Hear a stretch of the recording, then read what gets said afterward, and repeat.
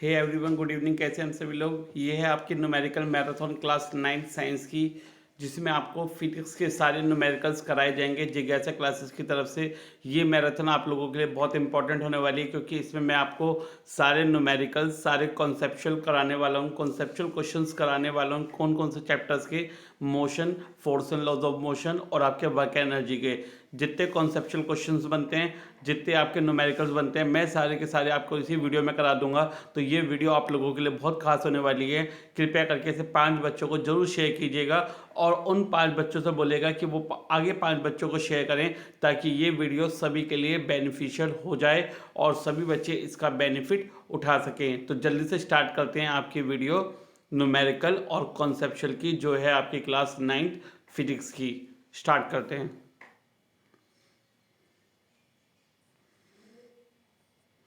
Student, पहला question आपका motion chapter से आ रहा है। इसमें क्या पूछा है आपसे?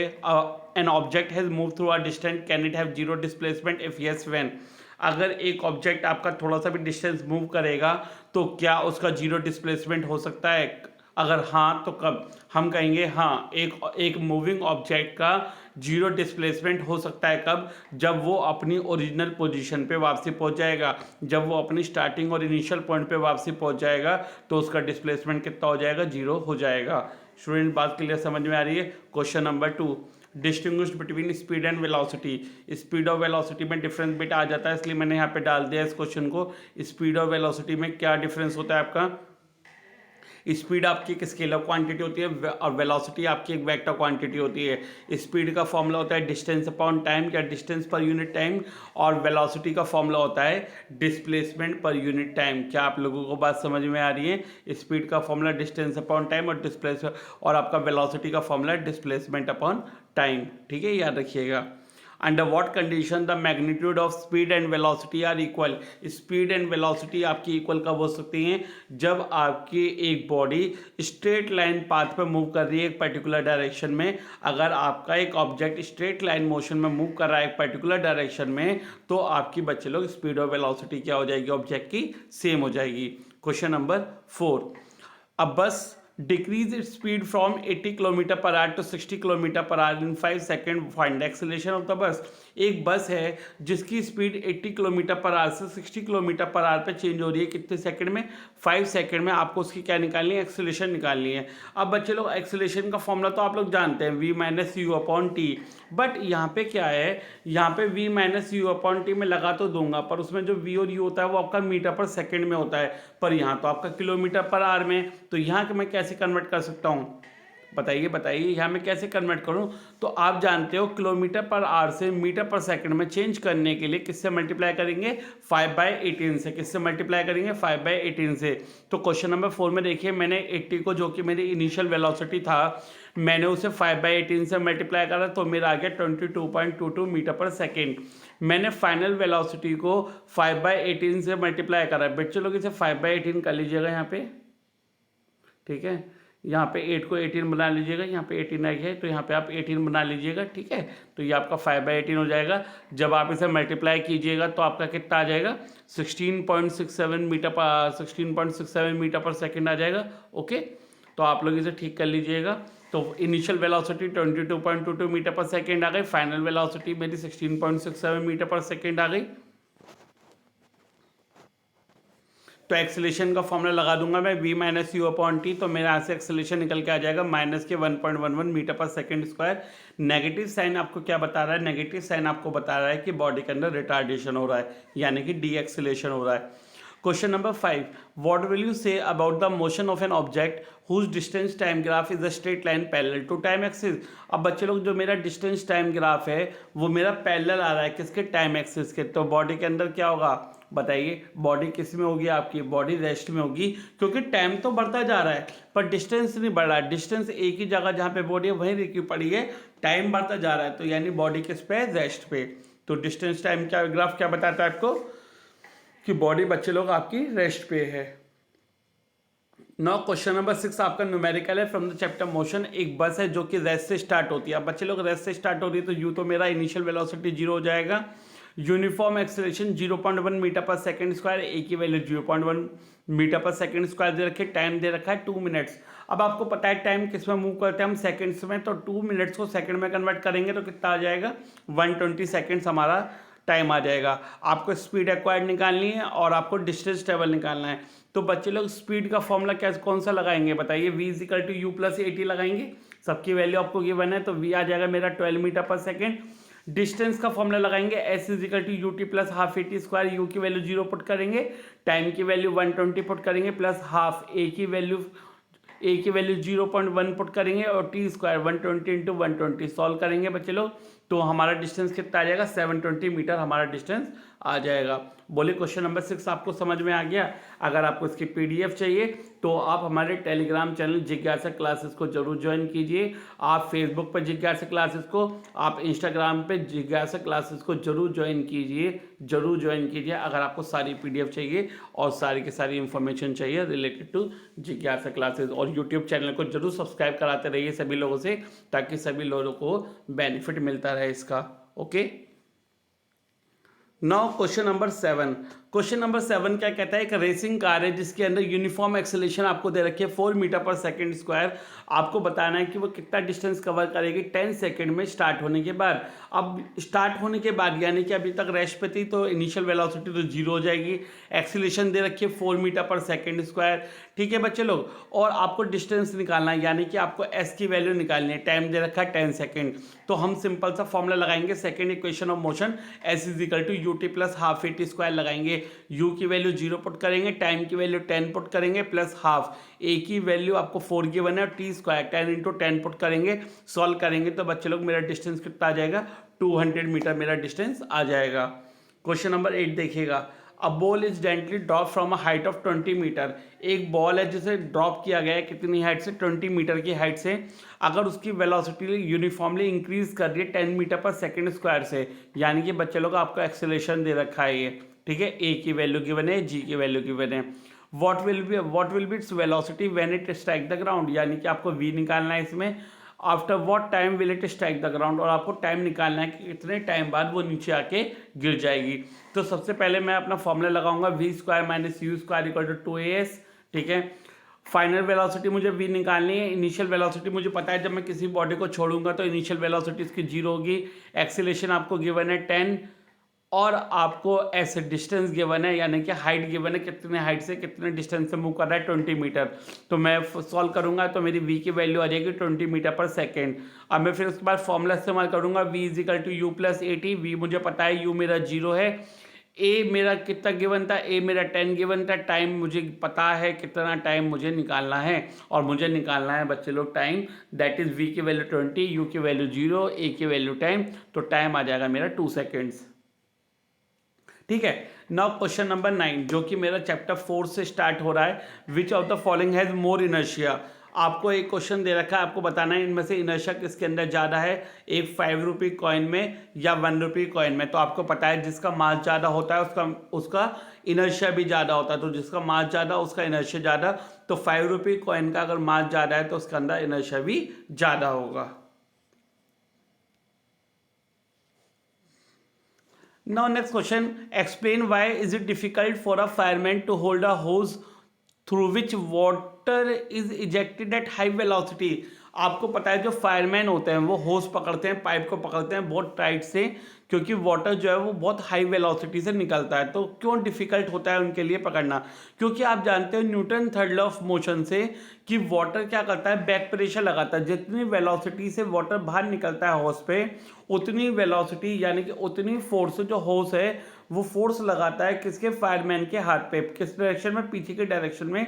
तो जिसकी वजह से फायरमैन के हाथ पे बहुत ज़्यादा क्या लगता है, प्रेशर लगता है, फोर्स लगता है, और उसके लिए डिफिकल्ट हो जाता है होस पाइप को पकड़ना, ठीक है बच्चे लोग।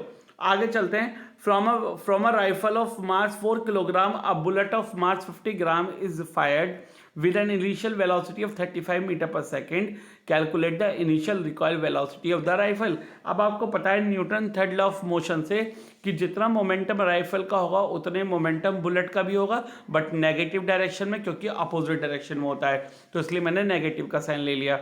अगर मैं मोमेंटम का फॉर्मूला लगाऊं तो मास इंटू वेलोसिटी होता है राइफल के लिए, R for rifle, and mass into velocity होता है बुलेट के लिए, बी फॉर बुलेट। मैंने सबकी वैल्यू पुट करी, मैंने मास ऑफ राइफल पुट करा, वेलोसिटी ऑफ राइफल मुझे निकालना था, मास ऑफ बुलेट पुट करा, लेकिन ये ग्राम में था, मुझे किलोग्राम में कन्वर्ट करना था, इसलिए मैंने 1000 से डिवाइड कर लिया इंटू 35 मीटर पर सेकेंड उसकी वेलोसिटी। जब मैंने वेलोसिटी ऑफ राइफल निकाली तो मेरी सॉल्व करके कितनी आ गई, माइनस का 0.43 मीटर पर second, that's the answer. Negative में क्यों आए, क्योंकि वो रिकॉइल कर रहा है अपोजिट डायरेक्शन में। Why is it difficult to tie luggage kept on the roof of the bus with a rope?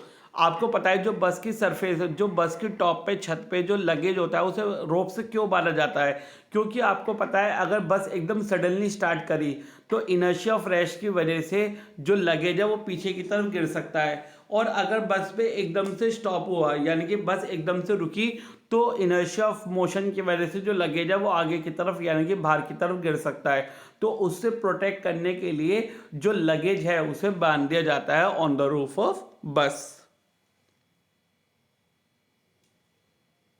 Now question number 13 देखो बच्चों लोग क्या कह रहा है, a truck start from rest and rolls down a hill with a constant acceleration. ठीक है, एक ट्रक है आपका जो रेस्ट से स्टार्ट हुआ है, तो यानी इनिशियल वेलोसिटी आपकी 0 हो जाएगी और वो हिल से नीचे लुढ़क लुढ़क के आ रहा है, यानी कि बिल्कुल सीधा सीधा चल चल के आ रहा है। तो कितना डिस्टेंस कवर कर रहा है वो, 400 मीटर डिस्टेंस कवर कर रहा है 20 सेकेंड्स में। आपको एक तो एक्सेलेरेशन निकालनी है, तो बच्चे लोग मैं कौन सा फॉर्मूला लगा दूंगा, s is equal to u t plus half a t square, क्योंकि मुझे डिस्टेंस पता है, इनिशियल वेलोसिटी पता है और टाइम पता है मुझे 20 सेकेंड का। तो मैंने यहाँ से एक्सेलेरेशन निकाल ली 2 मीटर पर सेकेंड स्क्वायर। आपसे पूछा गया है कि find the force acting on it if it's mass is 7 ton. अगर उसका मास 7 टन है तो आप उसके अंदर क्या निकालिए, फोर्स निकालिए। बच्चों फोर्स का फॉर्मूला पता है मुझे, मास इनटू एक्सेलरेशन। फोर्स का फॉर्मूला क्या होता है, मास इनटू एक्सेलरेशन। मास मुझे गिवन है 7 टन, एक टन में होता है 1000 किलोग्राम, तो 7 टन में हो जाएंगे 7000, और 7000 को मल्टीप्लाई करूंगा मैं ऊपर 2 जो मेरा आया तो मेरी फोर्स कितनी आ जाएगी, 14000 न्यूटन मेरी फोर्स आ जाएगी। ठीक है, 14000 न्यूटन क्या आ जाएगी बच्चे लोग, मेरी फोर्स आ जाएगी। ठीक है, चलिए आगे। एक ऑटोमोबाइल व्हीकल है जिसका मास दे रखा है 1500 किलोग्राम। ठीक है, मास कितना दे रखा है, 1500 किलोग्राम। आपको बताना है कि व्हीकल और रोड के बीच में कितनी फोर्स लगेगी अगर व्हीकल जो है वो नेगेटिव एक्सेलरेशन से स्टॉप कर रहा है 1.7 मीटर पर सेकेंड स्क्वायर से। अच्छा, आपको मास कितना दे रखा है, 1500 किलोग्राम मास दे रखा है। आपको एक्सेलरेशन कितने दे रखे है, माइनस के 1.7 मीटर पर सेकेंड स्क्वायर। वाई, क्योंकि नेगेटिव एक्सेलरेशन है। फोर्स का फॉर्मूला लगाएंगे, मास इंटू एक्सेलरेशन। मास आपका 1500, एक्सेलरेशन आपकी माइनस के 1.7, तो फोर्स कितना आ जाएगा 2550 न्यूटन माइनस के, और नेगेटिव साइन क्या बता रहा है, डी एक्सेलरेशन हो रही है। ठीक है, चलिए आगे। How much momentum will a dumbbell of mass 10 kilogram transfer to the floor if it falls from a height of 80 centimeter using downward acceleration 10 meter पर सेकेंड स्क्वायर। आपको मोमेंटम निकालना है बच्चे लोग। मोमेंटम का फॉर्मूला आप जानते हो, मास इंटू वेलोसिटी, पर मास आपको गिवन है 10 किलोग्राम। ये वेलोसिटी कैसे निकालोगे, वेलोसिटी इक्वेशन ऑफ मोशन से निकालोगे v, क्योंकि आपको पता है डंबल अगर छोड़ा जा रहा है तो इनिशियल वेलोसिटी 0 होगी। ठीक है, हाइट आपको दे रखी है 80 सेंटीमीटर, मीटर में करने के लिए 100 से डिवाइड कर लेंगे। आपको एक्सेलरेशन की वैल्यू गिवन है कितनी, 10 मीटर पर सेकेंड स्क्वायर, तो v square minus u square equal to 2as लगा लेंगे।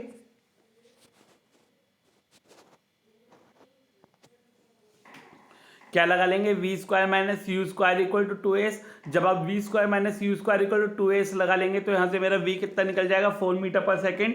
तो v निकल गया मेरा 4 मीटर पर सेकेंड। मैं मोमेंटम का फॉर्मूला लगाऊंगा, p is equal to m into v. तो मास हो गया मेरा कितना, मास हो गया बच्चे लोग मेरा 10, जो कि मुझे गिवन था। वेलोसिटी मेरी आ गई 4, तो मेरी मोमेंटम कितनी आ जाएगी, 40 किलोग्राम मीटर पर सेकेंड। वेलोसिटी कितनी आ गई मेरी 4, अब मोमेंटम कितना आ गया मेरा 40 किलोग्राम मीटर पर सेकेंड। बोलिए आप लोगों को समझ में आ रहा है, बहुत अच्छे से।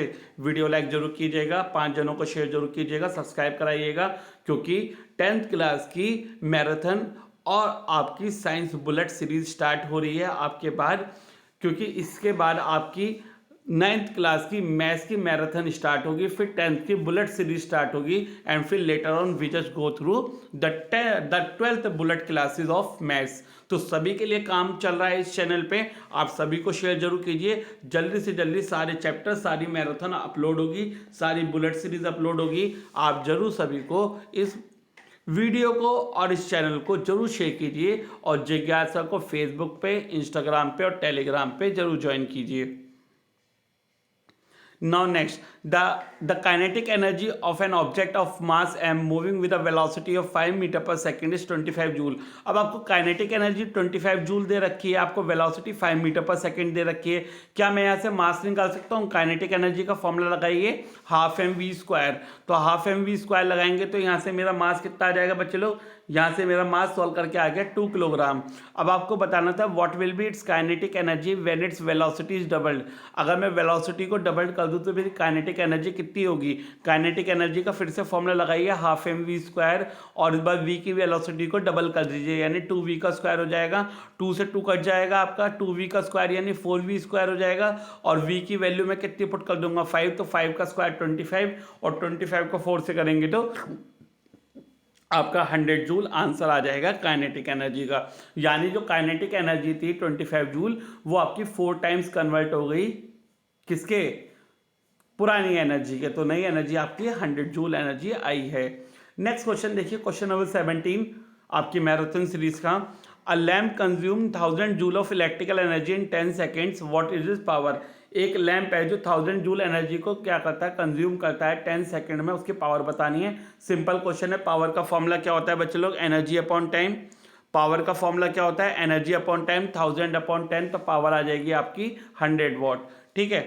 नेक्स्ट क्वेश्चन नंबर 18, अब बैटरी लाइट्स अ बल्ब। एक बैटरी बल्ब को जला रही है, यानी कि लाइट एनर्जी में कन्वर्ट हो रही है। Describe the energy changes in this process. तो एनर्जी कैसे चेंज होगी? तो सबसे पहले बैटरी है, बैटरी के अंदर केमिकल्स हैं, तो कौन सी एनर्जी? Chemical energy. उससे क्या प्रोड्यूस हुई? बिजली प्रोड्यूस हुई, electricity, that is electrical energy. उससे लाइट आई घर में, तो दैट इज लाइट एनर्जी। तो chemical energy convert into electrical energy, convert into light energy. Question number 19 देखिए, certain force acting on a 20 kilogram mass changes its velocity from 5 metre पर second to 2 metre पर second, calculate the work done by the force. आपको work done निकालना है बच्चे लोग। मैं आपको सीधे सीधे बता दूं, work done is equal to change in kinetic energy होता है। अब चेंज कैसे निकालेंगे काइनेटिक एनर्जी में? Final kinetic energy minus initial kinetic energy. Final kinetic energy में फाइनल वेलोसिटी का इस्तेमाल होगा, इनिशियल काइनेटिक एनर्जी में इनिशियल वेलोसिटी का इस्तेमाल होगा। Half m v square minus half m u square. Half m common लेंगे तो अंदर बचेगा v square minus u square. M की वैल्यू पुट करेंगे 20, वी स्क्वायर यानी 2 का स्क्वायर माइनस 5 का स्क्वायर, तो 2 का स्क्वायर हो जाएगा आपका 4, 5 का स्क्वायर हो जाएगा आपका 25। तो ये कितना आएगा आपका? 20 को 2 से काटोगे तो 10 आ जाएगा आपका, और अंदर आ जाएगा 4 माइनस 25 यानी कि माइनस के 21। तो माइनस के 21 को 10 से मल्टीप्लाई करोगे तो आपका आ जाएगा माइनस का 210 जूल। तो वर्क डन कितना आ जाएगा बॉडी पे? माइनस का 210 जूल। ठीक है। तो वर्क डन किसके इक्वल होता है? चेंज इन काइनेटिक एनर्जी के इक्वल होता है। एक मास है 10 किलोग्राम का, उसे टेबल के पॉइंट ए पर रखा गया है। ठीक है। उसे हॉरिजॉन्टली मूव करा है पॉइंट बी की तरफ, जो कि हॉरिजॉन्टल लाइन के अलोंग था। आपको बताना है कितना वर्क डन होगा ग्रेविटेशनल फोर्स से। अब आपको पता है जो ग्रेविटेशनल फोर्स लगती है वो कहाँ लगती है? डाउनवर्ड। मोशन किस तरफ हो रहा है? सामने की तरफ। तो फोर्स और मोशन के बीच में कितना एंगल हो गया? 90 डिग्री। अब आप जानते हैं cos 90 जीरो होता है, तो आपका वर्क भी कितना आ जाएगा? जीरो। तो जो हॉरिजॉन्टल टेबल पे जो आपकी एक मास 10 किलोग्राम का मूव कर रहा है, तो उसका वर्क कितना आ जाएगा? जीरो। ठीक है। Now the question number 21, what is the work done by the force of gravity on the satellite moving around the sun. अब एक बॉडी अगर आपकी सर्कुलर पाथ पे मूव कर रही है, अभी तो पहले मेरी बात ये समझ लो कि जो बॉडी सर्कुलर पाथ पे मूव करेगी उसका वर्क जीरो होगा। जो बॉडी सर्कुलर पाथ पे मूव करेगी उसका वर्क जीरो होगा, क्योंकि जो टेंजेंशियल एंगल होता है वो हमेशा 90 डिग्री होता है। जो टेंजेंशियल एंगल होता है, या बोले तो सैटेलाइट और अर्थ के बीच में जो एंगल बनेगा टेंजेंशियल एंगल, वो हमेशा कितना डिग्री बनेगा? 90 डिग्री। तो cos 90 आपका जीरो हो जाएगा, तो वर्क भी आपका जीरो हो जाएगा। क्वेश्चन नंबर 22 आपका कह रहा है एक इलेक्ट्रिक हीटर है जिसका रेट कितना है? 1500 वॉट, यानी कि पावर दे रखी है आपको 1500 वॉट। आपको एनर्जी बतानी है 10 आवर्स में कितनी एनर्जी का इस्तेमाल किया जाएगा। तो पावर आप जानते हैं 1500 वॉट, एनर्जी आपको निकालनी है और टाइम आपको दे रखा है 10 आवर्स। तो पावर का फॉर्मूला पता है एनर्जी अपॉन टाइम, तो एनर्जी का फॉर्मूला क्या हो जाएगा, पावर इंटू टाइम। पावर कितनी है आपकी 1500 वॉट, इसे किलोवाट में करने के लिए 1000 से डिवाइड करेंगे और आपको टाइम कितना दे रखा है 10 आवर्स। तो पावर मेरी कितनी, पावर से मेरी एनर्जी कितनी आ गई 15 किलोवाट आवर। और 15 किलोवाट आवर किसके इक्वल होता है आपको पता है 15 यूनिट्स के इक्वल होता है, क्योंकि आप जानते हो 1 किलोवाट आवर किसके इक्वल होता है 1 यूनिट के। तो एनर्जी मेरी 15 किलोवाट आवर या 15 यूनिट्स मेरी आ जाएगी। क्वेश्चन नंबर 23 आपसे कह रहा है state whether the work done by the force is negative, positive और जीरो।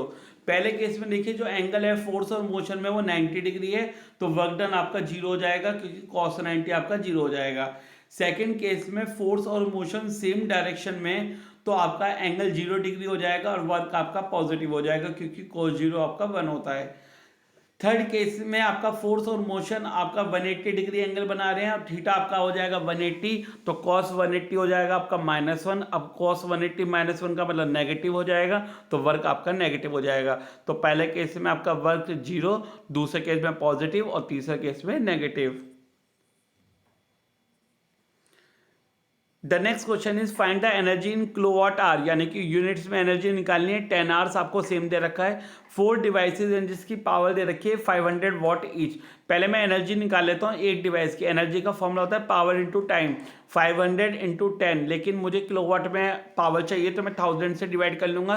तो मेरी एनर्जी कितनी आ गई 5 किलोवाट आवर और 5 यूनिट्स। ठीक है, कितने डिवाइस की, 1 डिवाइस की। अगर मुझे 4 डिवाइस की बनानी है तो मैं 4 से क्या कर दूंगा, मल्टीप्लाई कर दूंगा, तो एनर्जी मेरी आ जाएगी 20 यूनिट्स। ठीक है बच्चे लोग। इसके बाद क्वेश्चन नंबर 25 क्या कह रहा है आपसे। क्वेश्चन नंबर 25 आपसे कह रहा है एक फ्रीली फॉलिंग ऑब्जेक्ट है जो ग्राउंड पे गिरने के बाद स्टॉप करेगा, क्या होगा उसकी काइनेटिक एनर्जी का जब वो मोशन में था। तो बच्चे लोग उसकी जो काइनेटिक एनर्जी होगी वो किस किस में कन्वर्ट होगी, हीट एनर्जी में कन्वर्ट होगी, क्योंकि कोलिजन हो रहा है उसका ग्राउंड के साथ। अगर ग्राउंड के साथ कोलिजन हो रहा है तो क्या प्रोड्यूस होगी, उसके अंदर हीट एनर्जी प्रोड्यूस होगी, तो kinetic energy convert into heat energy. और similarly kinetic energy convert into sound energy, क्योंकि वो हिट करेगा ग्राउंड को तो साउंड प्रोड्यूस होगी, तो साउंड एनर्जी। और क्योंकि उसकी पोजीशन और कॉन्फ़िगरेशन भी चेंज होगी, भाई पोजीशन भी चेंज हो रही है ऊपर से नीचे, और कॉन्फ़िगरेशन जो शेप और साइज है वो भी चेंज हो रहा होगा, तो उसकी जो काइनेटिक एनर्जी है फ्रीली फॉलिंग ऑब्जेक्ट की वो किस किस में कन्वर्ट होगी, हीट एनर्जी में, साउंड एनर्जी में और पोटेंशियल एनर्जी में। ठीक है बच्चे लोग। नाउ ये थी आपकी न्यूमेरिकल और कॉन्सेप्चुअल सीरीज किसकी, फिजिक्स की, क्लास 9 साइंस की, जिसके अंदर मैंने आपको 3 चैप्टर कवर करा दिए हैं। कौन कौन से, motion, force and laws of motion और वर्क एंड एनर्जी। आप आई होप आप लोग वीडियो डलते ही सभी लोगों को शेयर कर देंगे, और जिन लोगों ने चैनल सब्सक्राइब नहीं करा है तो वो रेड वाला बटन दबा के बेल को प्रेस जरूर कीजिएगा, ताकि आने वाली वीडियो सबसे पहले आप लोगों को मिले। और क्लास 9 से लेकर क्लास 12 तक के बच्चे आप लोगों की मैराथन और बुलेट सीरीज चल रही है, सभी को शेयर कीजिए, चैनल को सब्सक्राइब कीजिए और ज्वाइन करिए हमारी जिज्ञासा क्लासेस को इंस्टाग्राम पे, फेसबुक पे, यूट्यूब पे और टेलीग्राम पे। Good luck, all the best, मिलते हैं नेक्स्ट वीडियो में। हैव जिज्ञासा।